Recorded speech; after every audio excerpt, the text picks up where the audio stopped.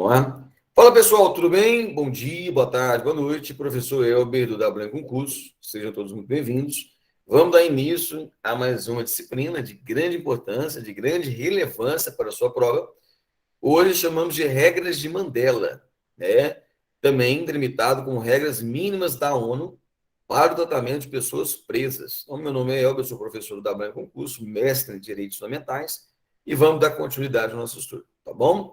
Lembrando, gente, que a finalidade aqui não é esgotar todo o assunto das regras de Mandela, e sim os pontos principais que podem cair na sua prova. Então, aqui a gente faz esse recorte, né? A gente chama isso de epistemologia, né? O recorte, o epistemo de um estudo, né? Então, nós vamos fazer esse recorte, não com a finalidade de esgotar todo o assunto, e sim prepará-lo para o seu concurso, para a sua prova. Tá joia? Então, vamos dar início ao nosso estudo. Vamos lá. Então, beleza. Algumas observações preliminares das regras de Mandela, esse documento internacional da ONU, né? Que, logicamente, foram redigidas, né, essas regras após, né, a gente chama de regras de Mandela, porque Mandela, né, foi um presidente que passou por muito tempo dentro do cárcere, por muitas vezes delimitado pelas instituições ou organizações como a prisão políticas, questões ideológicas, né? E ficou muito tempo diante disso. É um cara que criou, que era muito estudioso dentro do sistema prisional, e lógico que ele foi delimitando, né, algumas regras para que, de fato, possam ser respeitados os direitos humanos do preso. Então, é um documento basilar da ONU que serve para que os países se adequem em suas legislações internas dentro de cada estado. E quando eu falo estado, eu falo de cada país, né? Então é importante destacarmos aí. É um pouco semelhante à Declaração Universal de Direitos Humanos, traz aquele caráter genérico, abstrato, logicamente deve ser aperfeiçoado pelas legislações internas, ao que aconteceu no Brasil, né? Nós temos aí a Constituição Federal que garante diversos direitos, garantias fundamentais ao preso, principalmente a sua integridade física e moral, a questão da gestante lá, da presidiária ter o direito à amamentação do seu filho, né? O preso de saber de quem fez o seu interrogatório, quem foi aquela pessoa que deteve e capturou, ou seja, alguns direitos fundamentais, né, do preso, né, que, lógico, está na Constituição e também está na lei especial que nós chamamos de LEP, né, que é a Lei de Execução Penal, que é a Lei 7210 de 1984, também que estabelece as regras da execução penal. Bacana? Então vamos lá. Alguns pontos tão importantes aí das regras de Mandela. Observações preliminares. Primeiro, não tem como objetivo descrever o modelo do sistema prisional. Então, as regras de Mandela não tem essa finalidade de escrever um modelo do sistema. Logicamente, vai trazer algumas diretrizes. Olha lá. Então, apenas vai trazer o quê? Observar o que se considera bons princípios, né? Ou seja, a questão dos valores e práticas no tratamento dos reclusos e na gestão dos estabelecimentos prisionais. Então, traz algumas diretrizes, né? Alguns princípios que vão nortear os estados, né? Os países, para com o tratamento do preso dentro do sistema carcerário e, logicamente, nessa gestão, né, do estabelecimento prisional, principalmente no que tange lá aos policiais penais, a forma de tratamento do preso, e vai, né? Fica evidente lá que há uma diversidade, né, aos comportamentos no âmbito dos sistemas prisionais. Nós temos aí cada um conforme a sua particularidade, a sua realidade. Cada país tem a sua particularidade. Aqui, não busca um padrão, na verdade, uns princípios, diretrizes que devem ser alcançados pelos países, né? Olha lá. Assim, caso haja alguns desvios das regras expressas, que sejam em caráter evolutivo, né, de forma positiva, visando melhorias, é previsto algum afastamento das regras de Mandela. Então, olha que interessante. Então, flexibilizou, dinamizou. Então, as regras de Mandela é um norte para que os estados sigam. Logicamente, se algum preceito de um país violar as regras de Mandela, mas, logicamente, no caráter evolutivo, quando falo assim, no caráter benevolente, por exemplo, da garantia de direitos fundamentais, por exemplo, do preso, as questões de gerência, de eficiência, de qualidade do sistema prisional, pode sim se afastar das regras de Mandela. Logicamente, para o bem comum, o bem da comunidade, o bem da ressocialização do preso, do egresso, a questão da sua prevenção geral ou especial e, lógico, para cumprimento também da prisão, né, do preso, para que, de fato, ele seja lá, tanto tem o caráter retributivo daquilo que ele fez, né, pela sua conduta, e mais, lógico, tem um caráter também ressocializativo, que é uma das finalidades da pena, igual no Estado democrático republicano brasileiro, que é o caráter retributivo, preventivo, especial ou geral. Nós vimos isso na LEP, né, Lei de Execução Penal, no seu artigo 1º, e também o caráter de ressocializativo, que busca reinserir aquele preso, hora que foi encarcerado, no seio da sociedade novamente, né? Então, essa é uma das finalidades importantes e relevantes no cumprimento da execução da pena dada pelo juiz da vara de execuções penais, principalmente, mormente, né, a individualização da pena, né? Então, é importante nós destacarmos esses preceitos, inclusive constitucionais. Então, a primeira regra aí da declaração das regras de Mandela: o respeito inerente ao valor e dignidade do ser humano. Então, todo preso, né, ele tem que ser respeitado. Nós vimos na Constituição o respeito à integridade física e moral, né, da nossa Constituição. Não deve ser submetido a tortura ou apenas tratamentos cruéis, desumanos, degradantes. Nós temos aí a Lei de Proteção, a Lei 9455 de 97, não é isso? Que trata, desculpa, senhores, da proteção contra tortura e qualquer outra forma de tratamento, né, que viola a dignidade humana, né? Não sendo esses justificáveis em qualquer circunstância. Então, de fato, a tortura, gente, é um caráter absoluto. Não há que se falar em tortura, mesmo naquele que esteja encarcerado. Inclusive, nós trabalhamos muito bem a lei de tortura, né? Aquele que tem a guarda, o poder, a autoridade, constrange o preso com violência ou grave ameaça, né? Como forma de aplicar castigo ou medida de caráter preventivo. Então, isso é expugnado na ordem jurídica. Não há que se ter prática de tortura. E se houver, tem a respectiva punibilidade. Tá joia? Vamos lá.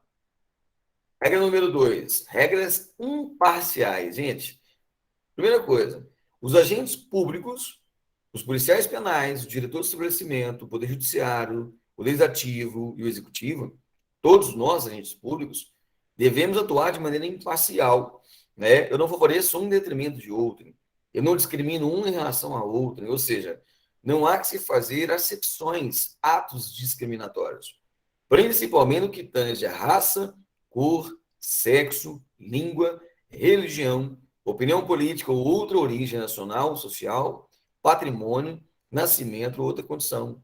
Então, não há que se ter, né, essas acepções. Nós trabalhamos isso muito bem, e estamos trabalhando, né, na LEPEN, na Lei de Execução Penal, que não há distinção na questão de raça, religião, as questões políticas e sociais, não é isso? E a nossa Constituição estabelece, em seu artigo 5º, que deve-se fazer a distinção conforme o estabelecimento penal, de acordo com 3 particularidades. Vamos relembrar: natureza do delito, sexo e idade, né? No caso aí, tem que se fazer, na verdade, o cumprimento dentro do estabelecimento penal, fazer a separação. Olha que interessante. Aqui, por exemplo, ela coloca o sexo, né? Mas quando eu falo sexo, é praticar ato discriminatório.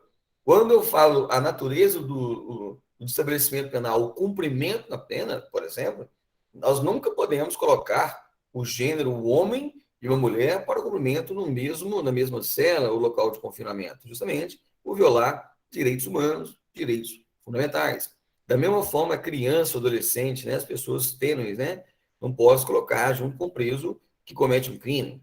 O adolescente, medidas socioeducativas, não é isso? Pelo ato infracional que ele cometeu, por força da Lei 8069 de 90, do Estatuto da Criança e do Adolescente.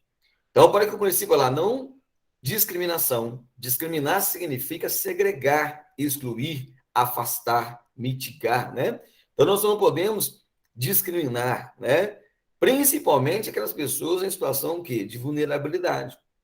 Delimitamos muito bem as questões da vulnerabilidade de raça, cor, sexo, língua, as questões políticas, religiosas são relacionados a grupos vulneráveis, criança, mulher, o adolescente, a pessoa com deficiência, né? Comunidade LGBT, idosos, população em situação de rua, são chamados de grupos vulneráveis, né? Olha lá, inclusive, olha lá, reclusos portadores de necessidades especiais não serão discriminatórios, consideradas, né, discriminatórias.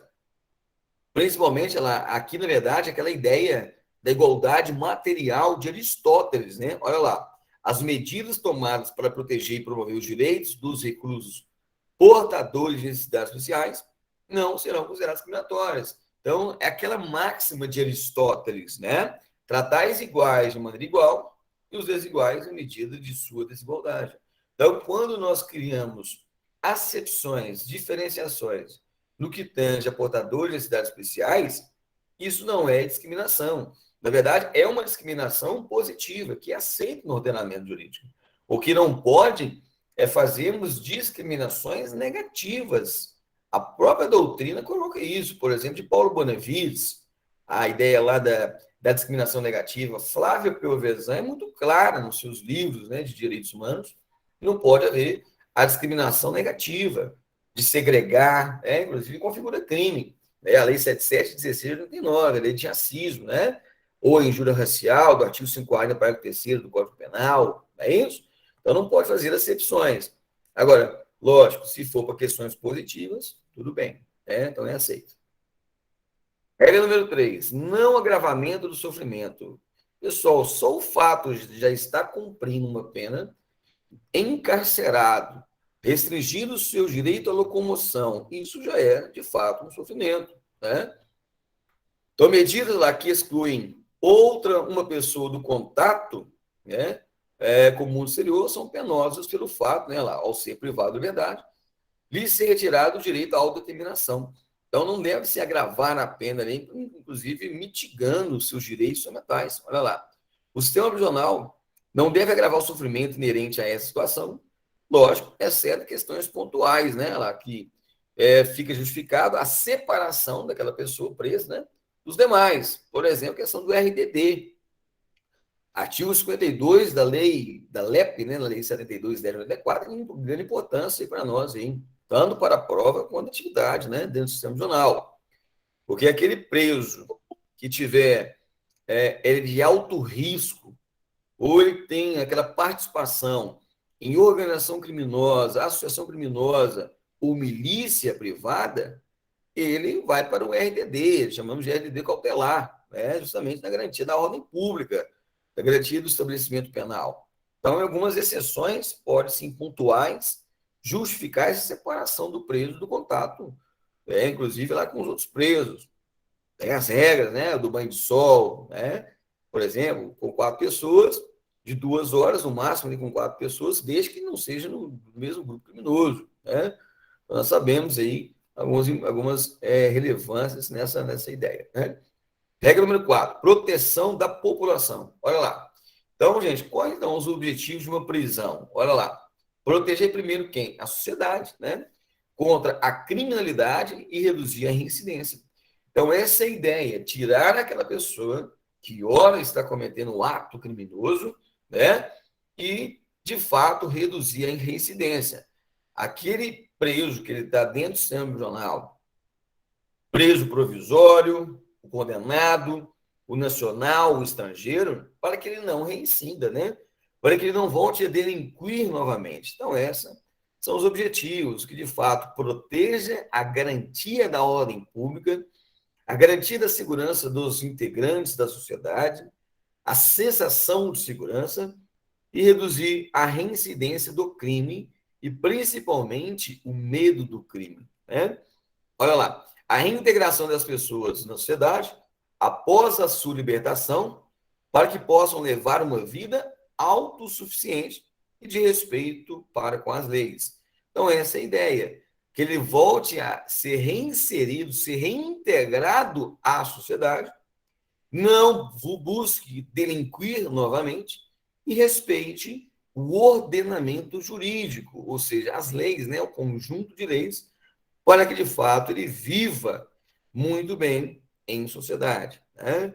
E lógico, né, um dos pontos importantes para que isso aconteça, olha lá, é o quê? Educação, formação profissional de trabalho, né?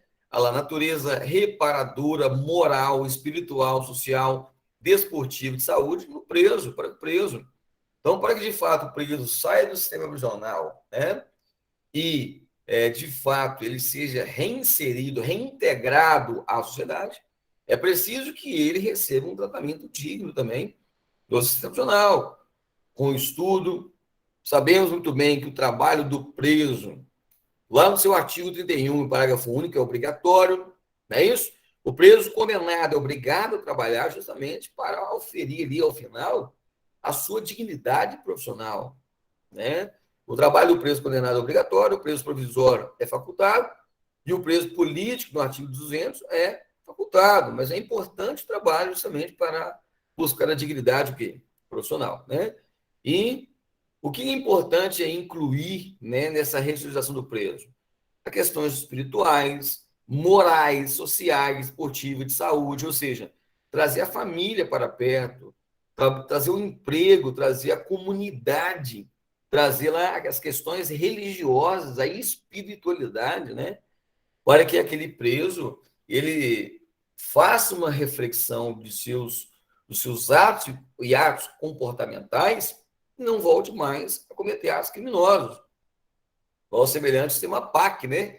Que traz a comunidade, a família, para de fato ajudar na ressocialização do preso. Então, essa é a ideia. Regra número 11. Olha lá. Estabelecimento separado de acordo com o preso. Olha que interessante. Nós vimos isso aí no artigo 5º da nossa Constituição. Então, olha lá. Tem lá em consideração respectivo sexo, idade, antecedentes criminais e razões de detenção. Olha lá. Né? Então, no caso, as diferentes categorias de reclusos devem ser mantidos em estabelecimentos prisionais separados. É o que nós estabelecemos no artigo 5º. Não se deve colocar preso, né, homem e mulher do mesmo gêneros diferentes na mesma cela, local de confinamento. Justamente para não pode haver o que é o ato de ferir a dignidade, a integridade, a incolumidade, por exemplo, da mulher, né? Idade, a questão da idade, nós falamos, né, da idade tênue e adolescente. O adolescente cabe medidas protetivas do ECA e não dentro do sistema prisional. Antecedentes criminais e razões da detenção, por exemplo, o cidadão comete lá um homicídio qualificado o menosprezo e escolarização à mulher. Nós temos aí o feminicídio relacionado em violência doméstica. Em outro lado, um furto, por exemplo, de um pão numa padaria para subsistência, para que a pessoa não viva na situação de miserabilidade. Eu tenho duas situações diferentes, antagônicas, paradoxais. Então, esses antecedentes diferem. Então, vamos colocar em estabelecimentos prisionais separados, para que um não aprenda a modalidade criminosa do outro, não interfira, né, dentro do caráter do programa individualizador, né, do cumprimento de pena de cada um, dentro do princípio da individualização da pena, cada um conforme a sua natureza criminal. Né? Então, essa é a ideia. Assim, homens e mulheres devem ficar detidos em estabelecimentos separados. Presos preventivos devem ser mantidos separados dos condenados. Nós vamos ver isso aí, né? Nas normas de execução penal, na LEP, no EMP. Pessoas detidas por dívida ou outros reclusos de foro civil, separados também do foro criminal. A nossa Constituição estabelece que não há prisão civil por dívida, exceto o inadimplemento voluntário e inexcusável de obrigação alimentícia e o depositário infiel. Essas pessoas devem ficar separadas daquele que comete, por exemplo, lá um estupro do 213 do Código Penal, ou também um 217A, nós chamamos de estupro de vulnerável. Artigo 215A, a importunação sexual, satisfação da lascívia, né? Do ato libidinoso para a satisfação da lascívia. Então, tem que ficar separado a natureza civil de natureza criminal. Né? E letra D, os jovens reclusos devem ficar separados, devem ser mantidos separados dos adultos. É claro.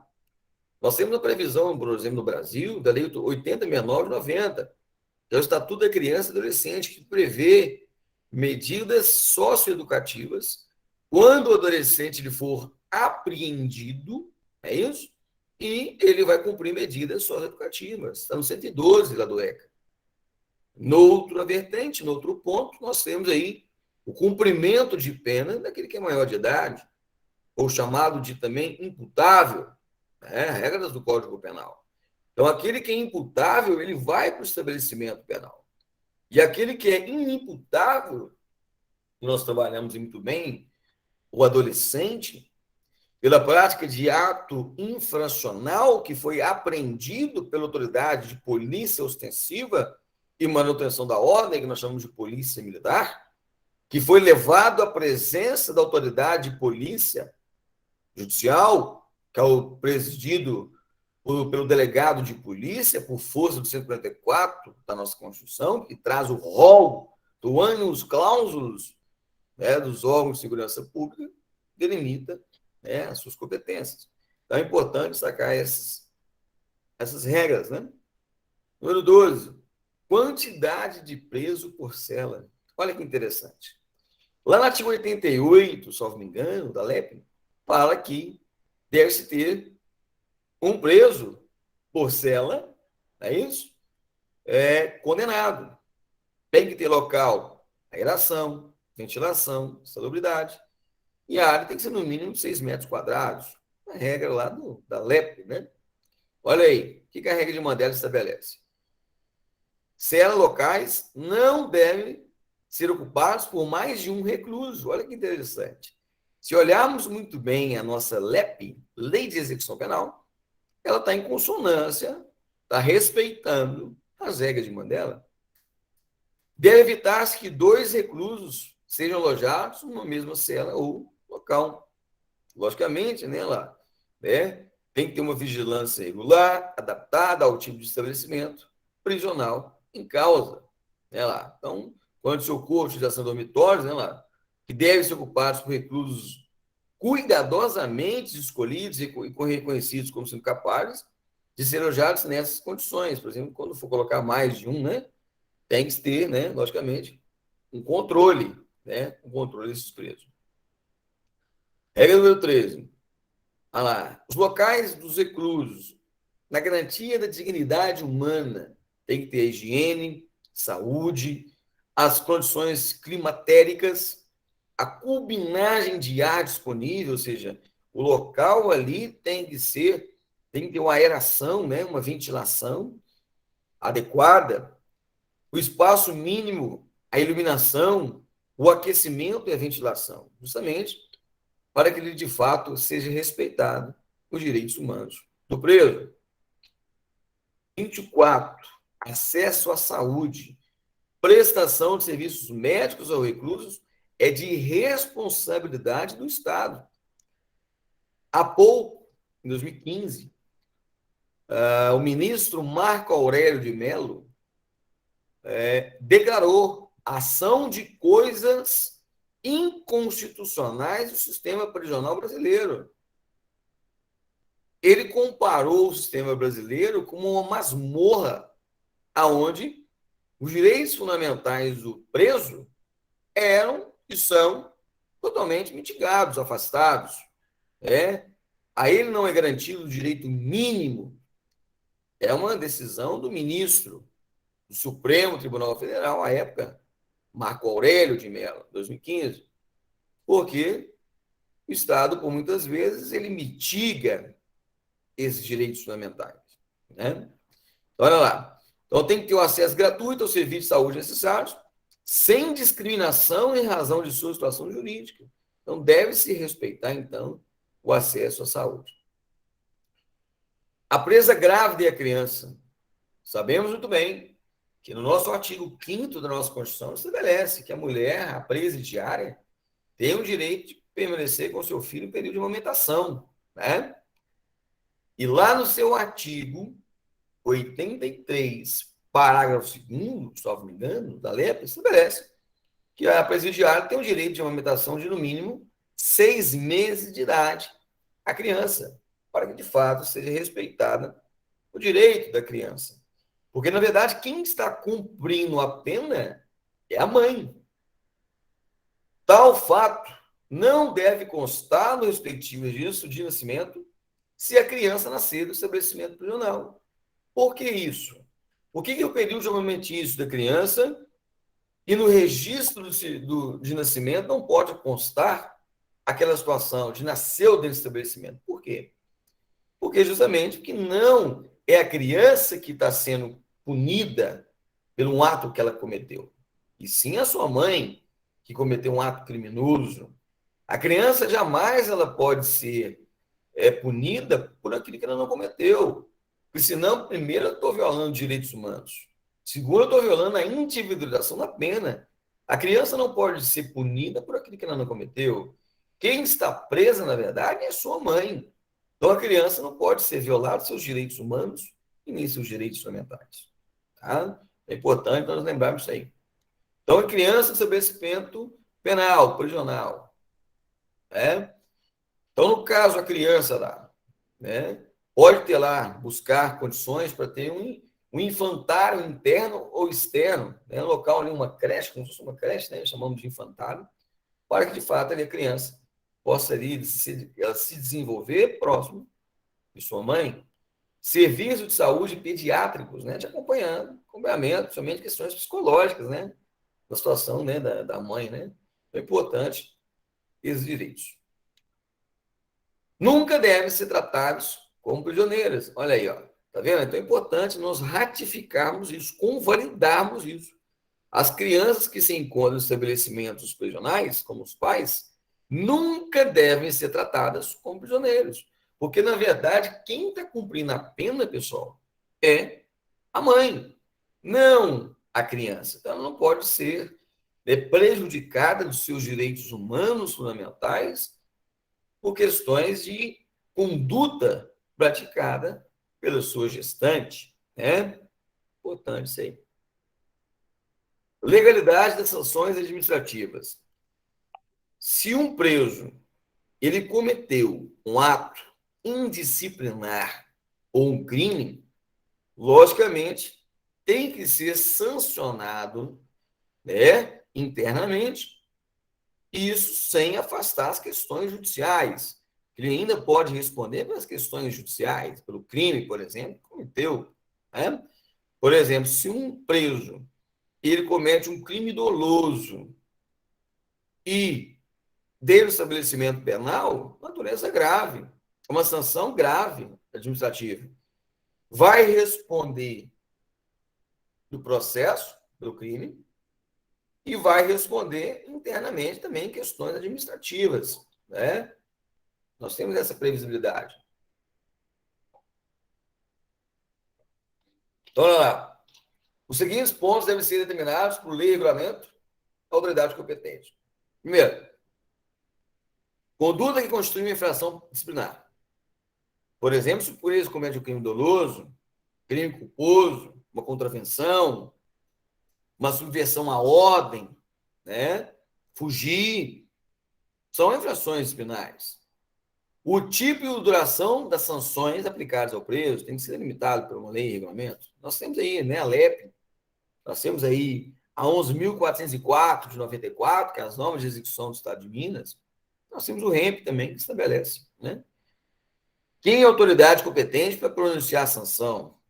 Nós temos aí, a LEP estabelece, lá no seu artigo 53, que as sanções são aplicadas pelo diretor do estabelecimento, exceto o RDD, né?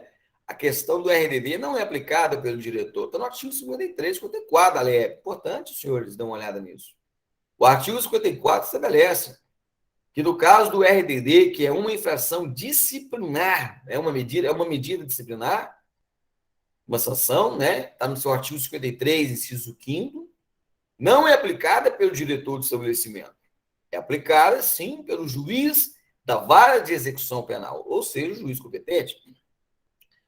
Está lá no seu artigo 53, combinado com o artigo 54 da LEP, né? Da Lei 7210 de 84. É importante destacar isso. Qualquer forma, então, de separação involuntária, olha lá, como confinamento solitário, isolamento, segregação, as unidades de cuidado especial ou alojamentos restritos, seja por razão da sanção ou manutenção da ordem, incluindo políticas de promulgação e de procedimentos que regulamentem o uso de revisão, de imposição e da saída de qualquer forma de separação involuntária. Então, gente, toda forma, né, que houver, né, essas ideias, né, no caso lá, uma separação involuntária, tem que ser por meio de um processo, né, aonde, inclusive, vai assegurar até uma defesa do preso. É no caso do RDD, por exemplo, né? Ele vai se afastar ali dos demais presos, por questões, né, de segurança interna e da sociedade. Né? Retorno da solitária. Lembrando que o que é solitária, por força das regras de Mandela, nós chamamos ali, por exemplo, do RDD, né? A questão do RDD.